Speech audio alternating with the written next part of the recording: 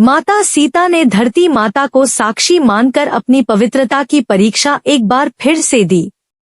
इसके बाद धरती माता प्रकट हुई और अपने साथ माता सीता को ले गई। अयोध्या के राजमहल में फटी हुई धरती में माता सीता समा गई।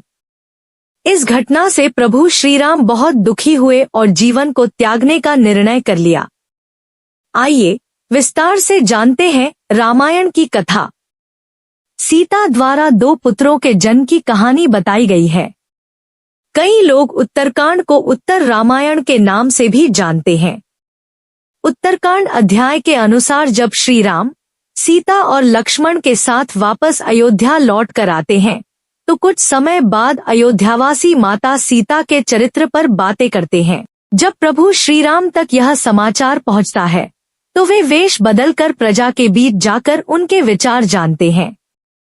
इसके बाद दुविधा की स्थिति में प्रभु श्री राम अपने भाई लक्ष्मण से सीता को वन में छोड़ आने को कहते हैं। इस दौरान सीता जी गर्भवती होती है। महर्षि वाल्मीकि के आश्रम में सीता जी लव और कुश नाम के 2 बालकों को जन्म देती है। इसके बाद एक घटनाक्रम के बाद लव और कुश अयोध्या में जाकर अपने पिता श्री राम से मिलते हैं।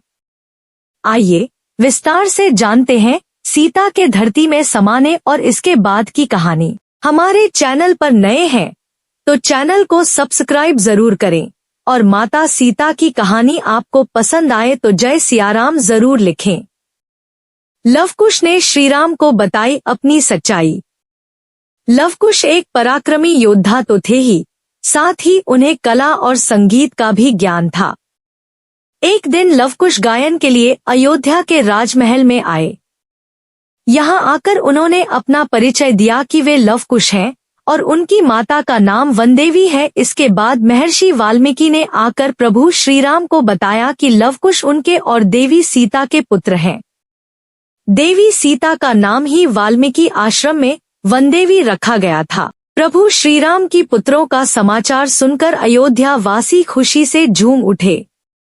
अपनी पवित्रता को सिद्ध करने के लिए सीता जी एक बार फिर लौटीं अयोध्या। महर्षि वाल्मीकि की बात सुनकर प्रभु श्रीराम ने कहा कि यदि सीता आकर स्वयं अपने चरित्र का प्रमाण देंगी तो प्रभु श्रीराम सहज ही सब कुछ स्वीकार कर लेंगे। इसके बाद अयोध्या के राजमहल में देवी सीता आती हैं।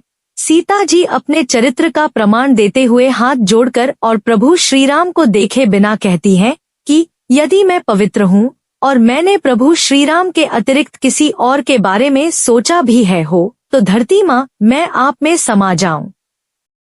कृपया मुझे अपने साथ ले चलो। सीता के मुख से यह बात सुनकर राजमहल की धरती तुरंत फट गई और स्वयं देवी धरा आकर सीता माता को अपने साथ ले गई।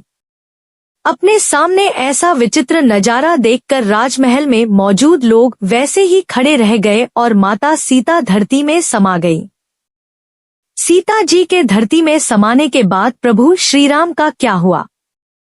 सीता जी के धरती में समाने के बाद प्रभु श्रीराम भी इस संसार को छोड़कर चले जाना चाहते थे, लेकिन महर्षि वाल्मीकि, माता कौशल्या सहित अन्य वरिष्ठजनों के समझाने पर श्रीराम ने अयोध्या पर शासन करते हुए अपने पुत्रों लव और कुश का पालन पोषण किया।